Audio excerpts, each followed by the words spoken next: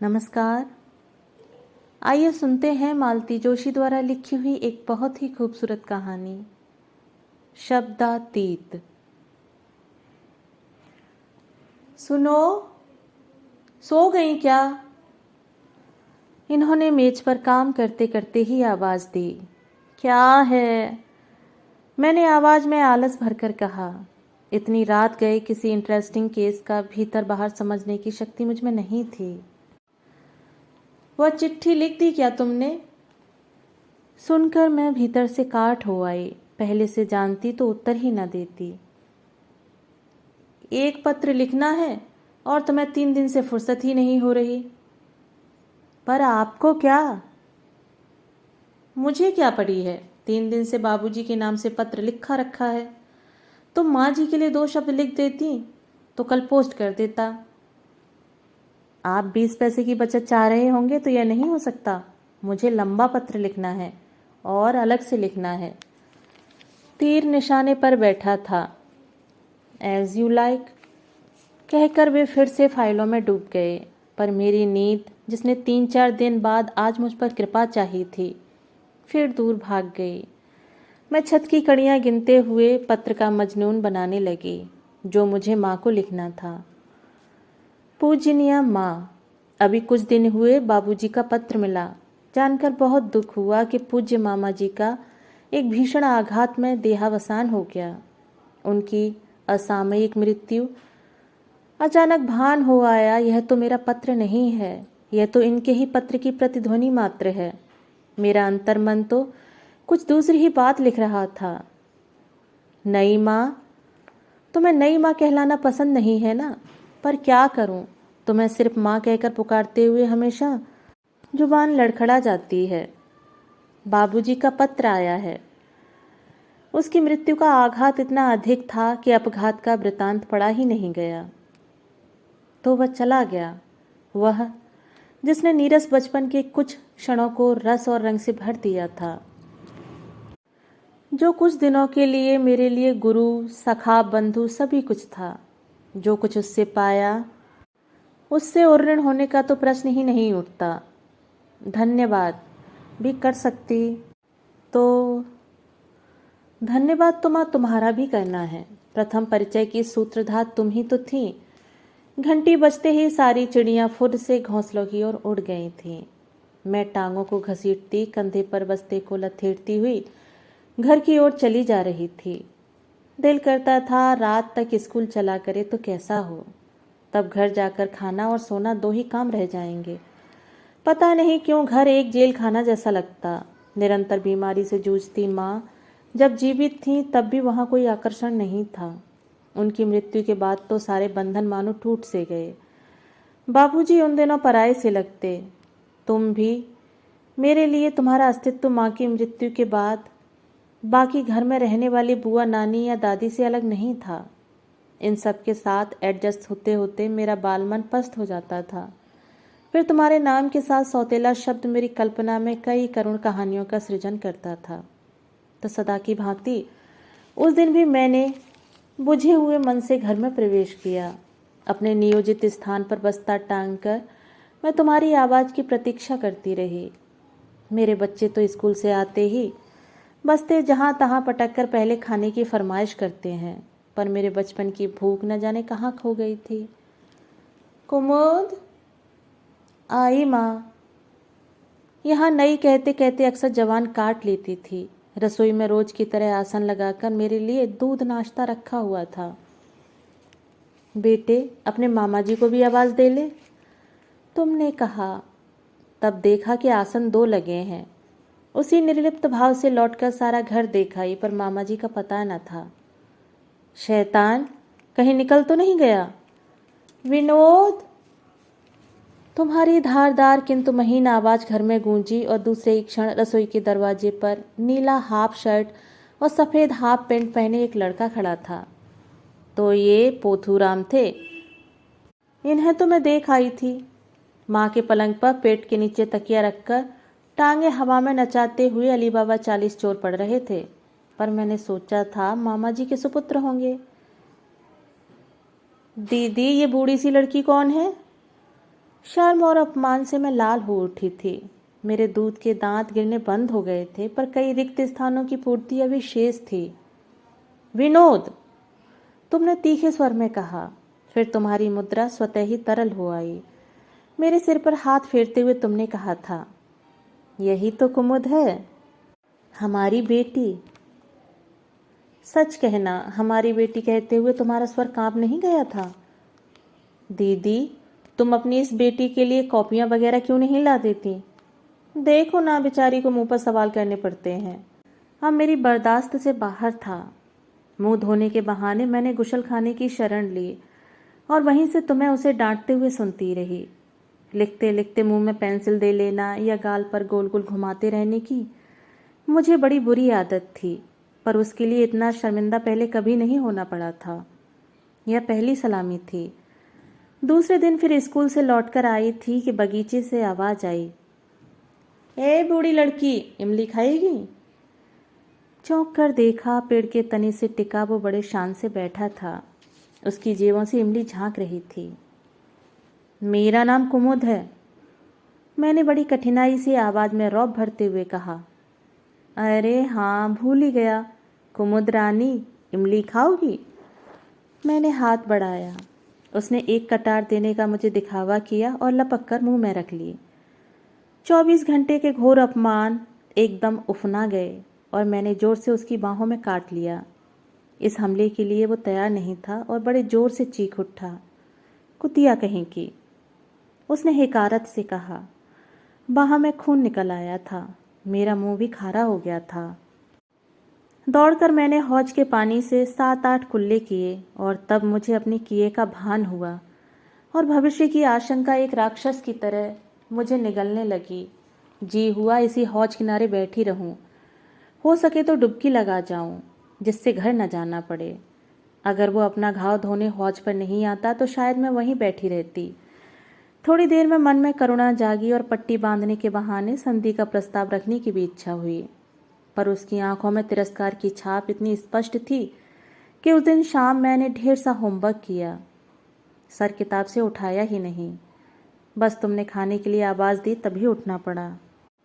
मैं, बाबूजी और वो तीनों के लिए आसन बिछे थे। खाते समय देखा उसके हाथ में पट्टी है। क्या हुआ रे, काहे की लगा लाया है? उसकी थाली में दाल परोसते हुए तुमने पूछा था। मेरे मुंह का कौर गले में ही अटक गया था और कांपते मन से उसके उत्तर की प्रतीक्षा करती रही। पेड़ से गिर गया था। राहत की सांस लेकर मैंने कृतज्ञ भाव से उसकी ओर देखा। वो निर्विकार भाव से खाना खा रहा था, पर उसकी बेरुखी मुझे खली नहीं।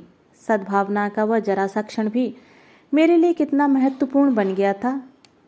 दूसरे दिन उसे अकेले देखकर मैंने आवाज दी, क्या है? कितनी सारी बातें मैं समेट कर गई थी।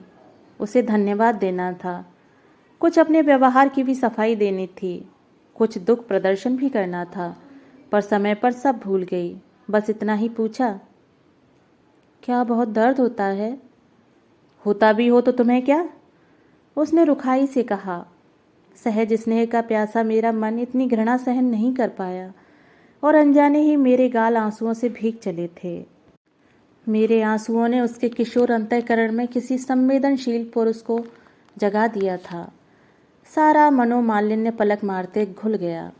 पता नहीं चला कब उसने मुझे कुम्मी और मैंने उसे विनोद कहना प्रारंभ कर दिया। तू हमेशा रोनी सी सूरत क्यों बनाए रहती है? तभी तो छेड़ने का मन होता है। माँ की याद जो आती है। मैंने जो जवाब सोचा दे दिया। दरअसल मैं खुद नहीं जानती थी कि मुझे क्या दुख है, बस कसक सी अनुभव करती थी।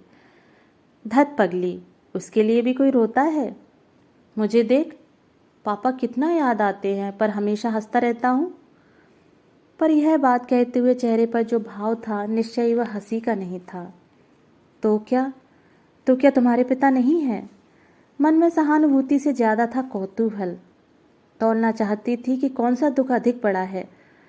पापा होते तो क्या दीदी को इस तरह बूढ़े से ब्याह देते? विनोद, मैं चीखी। एकाएक बाबूजी कुछ ज्यादा अपने लग उठे थे। तब उसे भान हुआ कि वो क्या कह गया है और एकाएक बहुत शर्मिंदा हो उठा। विनोद, मेरे बाबूजी अच्छे हैं, मैंने भर्राए गले से कहा। मेरी दीदी भी बहुत अच्छी हैं, वो दूर कहीं देखता हुआ बोला। अगर पापा जिंदा होते, अगर मैं ही बड़ा भाई होता, अगर हमारे पास थैली भर रुपए होते, तो उसकी आंखें वेदना में डूब गईं। चाचा चाची बहुत दुष्ट हैं कुम्मी। मेरा मन भीतर तक पसीज उठा। निश्चय ही उसका दुख मुझसे बहुत बड़ा था और इतनी सारी वेदना के साथ वो बिल्कुल अकेला पड़ गया था, मेरी ही तरह। दुख कितनी जल्दी दो हृदयों को बांध देता है। चाचा जी सचमुच बड़े दुष्ट रहे होंगे, तभी तो तुम लौटकर कभी पीहर नहीं गई। हार कर बाद में उन लोगों ने तुम्हें बुलाना ही छोड़ दिया। मन नहीं मानता तो नानी ही कभी कभार तुम्हें आकर देख जाती, लेकिन विनोद हर छुट्टी में आता था। उन दिनों ट्रेन की सीटी प्यारी लगती थी। सारा साल उन्हीं दोनों की प्रतीक्षा में बीतता, मानो समय के रेगिस्तान में हरियाली के वे ही इन्हीं गिने ठौर थे। वो मेरा गुरु था। गणित और अंग्रेजी की जानलेवा पढ़ाई उसी की मदद से सरल हो जाती थी। वो मेरा सखा था। गर्मियों के लंबे दिन और उमस भरी शामें उसके साथ पलक झपकते ही बीत जाती थीं। वो मेरा बंधु था। सहेलियों की कुट्टी मिट्टी से लेकर किसी राह चलते मजनू की शिकायत तक सब कुछ वो एक सी तन्मयता के साथ सुनता। अपनी लिखी टूटी फूटी कविताएं उसे दिखाते हुए शर्म न आती थी। अपने बनाए हुए स्वेटर पर उसकी प्रशंसा की मोहर लगने पर मन खिल खिल जाता था। फिर उसके आते ही तुम कितनी बदल जाती। तुम्हारा अतृप्त वात्सल्य, जिसे सहज रूप से कभी स्वीकार नहीं कर सकी, एकाग्र होकर उसी पर बरस जाना चाहता था। घर में उसका अस्तित्व एक सुगंध की तरह होता था, जो वातावरण में भर जाती है। जिस दिन उसे नौकरी मिलने की खबर तुम्हें लगी, तुमने मंदिर में 5.25 किलो लड्डुओं का प्रसाद चढ़ाया था। सच कहती हूँ माँ, मिठाई भी कड़वी लग सकती थी, यह मैंने उस दिन अनुभव किया। विद्यार्थी जीवन में अनायास ही मिलने वाली लंबी छुट्टियां उससे छिन गई थीं और मैं उसी का मातम मना रही थी। पता नहीं उसने इस अभाव को जाना भी था या नहीं। शायद अपने पैरों पर खड़े होने का सुख, माँ को चाचा की दास्ता से मुक्त कराने का सुख अधिक बड़ा हो, क्योंकि नौकरी मिलने के बाद वाली उसकी हर चिट्ठी उमंग और खुशी से भरपूर होती थी। हर चिट्ठी में मेरठ आने का निमंत्रण होता। तुम बराबर टाल जाती। मैं के बालों के प्रति तुम्हारा आक्रोश मानो अब भी उतना ही ताज़ा था। तब एक दिन उसका अल्टीमेटम आया। दीदी, मेरी बहुत इच्छा है कि इस बार राखी मेरे अपने घर में मनाई जाए। तुम ना आई तो समझ लो ये मेरा आखिरी पत्र होगा। विनोद, पुनश्च तुम्हें थोड़ा सा लालच भी दे दूं। यहाँ कुम्मी के लिए 2-4 लड़के भी देख रखे हैं, इसलिए उसे और जीजाजी को साथ लाना न भूलना। यह प्रलोभन सचमुच बहुत बड़ा था और तीसरे ही दिन हम लोग मेरठ के लिए रवाना हो चुके थे। उन दिनों मैं हाई स्कूल पास करके कॉलेज जाने लगी थी।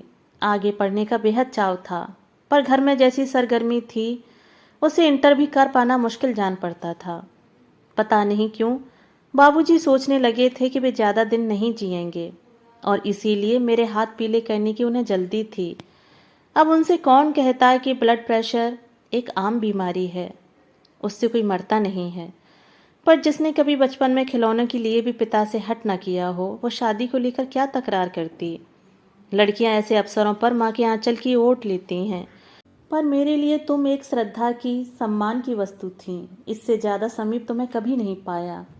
लिहाजा उस वर्ष राखी मेरठ ही रही। विनोद और नानी दोनों की खुशी का ठिकाना न था। पता नहीं क्यों नानी मुझे सदा से ज़्यादा अपनी लगती रही थी। छोटा सा घर था, सामान भी ज़्यादा नहीं था, पर अपनत्व की भावना में तुम तीनों डूब गए थे। बहुत दिनों बाद माँ के पास आने से तुम भी कुछ सहज हो आई थीं। कर्तव्य की भावना के निरंतर संघर्ष से तुम्हें कुछ दिनों के लिए आराम मिल गया था। मेरे लिए दौड़ धूप शीघ्र ही प्रारंभ हो गई थी। कुंडली और ग्रह योगों की चर्चा जोरों पर थी। मेरठ के कुछ फोटोग्राफरों के स्टूडियोज को भी मैंने गौरवान्वित किया और अपने 1 दर्जन चित्रों में कुछ और की भी वृद्धि की। सारा मोहल्ला ही मुझे विवाह इच्छुक कन्या के रूप में जान गया था, क्योंकि जो भी मिलता किसी अच्छे घर का पता दिए बिना नहीं रहता। तुमने तो पूरी एक लिस्ट ही बना ली थी, जिसमें लाल और नीली स्याही से उत्तम मध्यम घरों पर चिन्ह लगाए गए थे। तुम लोग कभी 2 और कभी 3 का ग्रुप बनाकर इस मिशन पर निकल पड़ते। आए दिन घर पर प्रदर्शन होता और रात देर तक सम्मानित अतिथियों पर टीका टिप्पणी होती। जो लोग तुम्हारी इस श्यामांगिनी को स्वीकारने में अपनी असमर्थता बताते, उन्हें अपने 7 पुश्तों तक नानी की सरस्वती में गोता लगाना पड़ता। जो लोग कुछ हजार रुपए के एवज में मुझ पर अनुग्रह करने की तत्परता दिखाते, उन पर तुम्हारा और विनोद का रौब उमड़ पड़ता।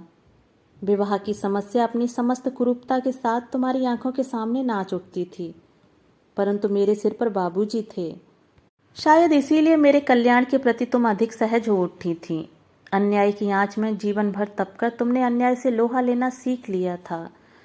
हफ्तों की दौड़ धूप के बाद एक दिन विनोद हाँफता हुआ घर में घुसा। दीदी, ओ दीदी, कहाँ हो? जल्दी से मिठाई के लिए पैसे निकालो। क्या है, क्या हो गया? कई उत्सुक स्वर एक साथ बोल उठे। अरे होना क्या है? बात पक्की हो गई।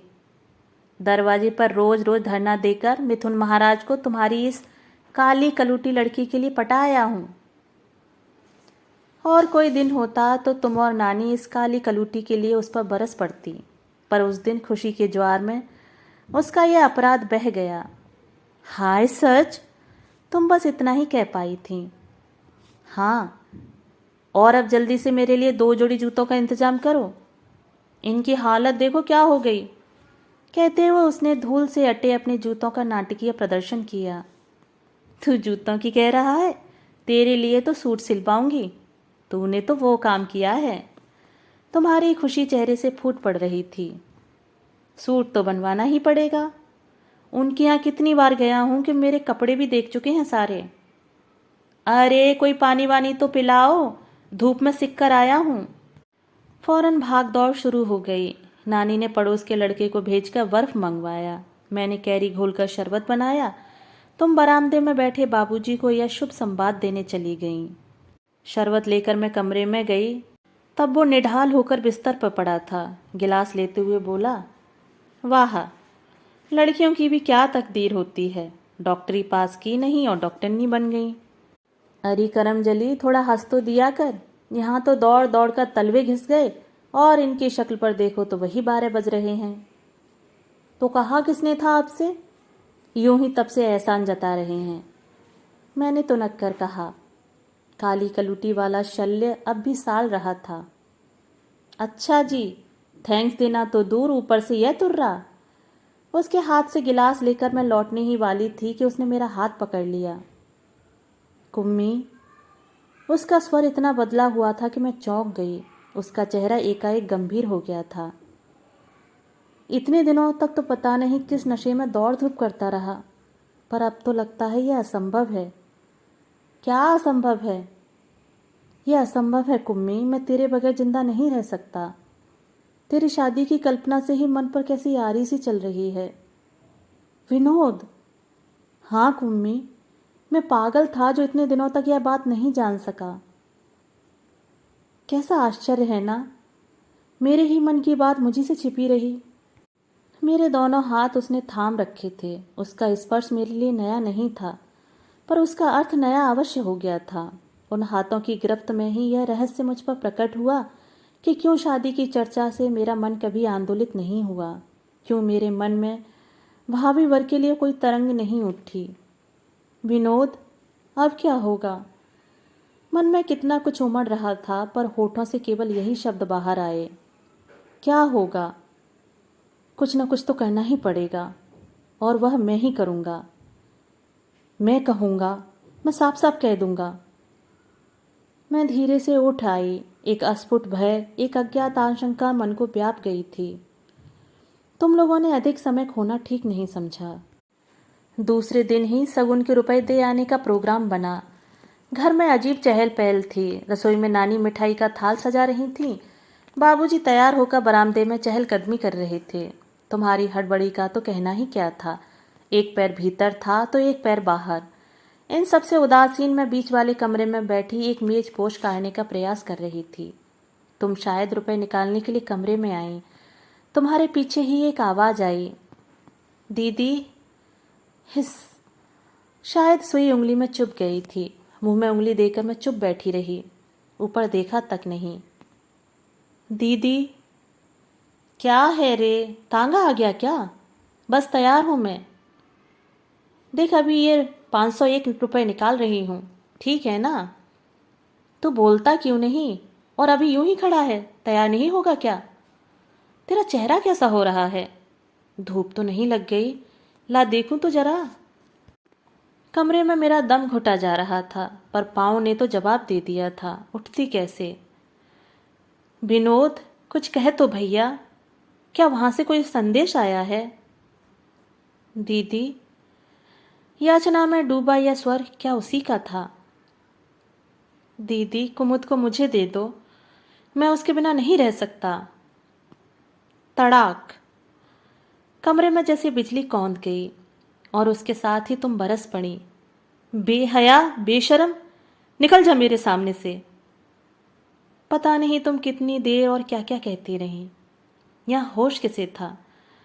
मन तो जैसे सुन्न हो गया था। इतना ही याद पड़ता है कि उसी तांगे से हम लोग स्टेशन आ गए थे। घर पहुंचकर जो पहला वर मिला उसी के साथ मुझे ब्याह दिया गया। 12 वर्ष बीत गए हैं, उसे फिर कभी नहीं देखा। पर इतने अरसे बाद भी जब उस दिन की याद आती है तो माँ, वेदना में डूबी उसकी आवाज़ कलेजे को मथ डालती है। मन में जैसे हुक सी उठती है। कुमुद, कुमुद! सिर पर स्नेहिल स्पर्श का भान हुआ। मैंने करवट बदल कर देखा, सिरहाने वे बैठे हुए थे। पढ़ते पढ़ते मुझे ऐसा आभास हुआ कि तुम रो रही हो। यहाँ आकर देखा कि तुम्हारी तो हिचकी बंधी हुई है। आंसुओं से भीगा अपना मुंह मैंने दोनों हाथों से ढांपने की चेष्टा की, पर उन्होंने मेरे हाथ पकड़ लिए और थपथपाते हुए बोले, I can very well understand your feelings. Lakh खून का न सही, रिश्ता आखिर रिश्ता होता है। फिर भी कहूँगा, you have won it bravely. मैं निशब्द होकर उनकी संवेदना झेलती रही।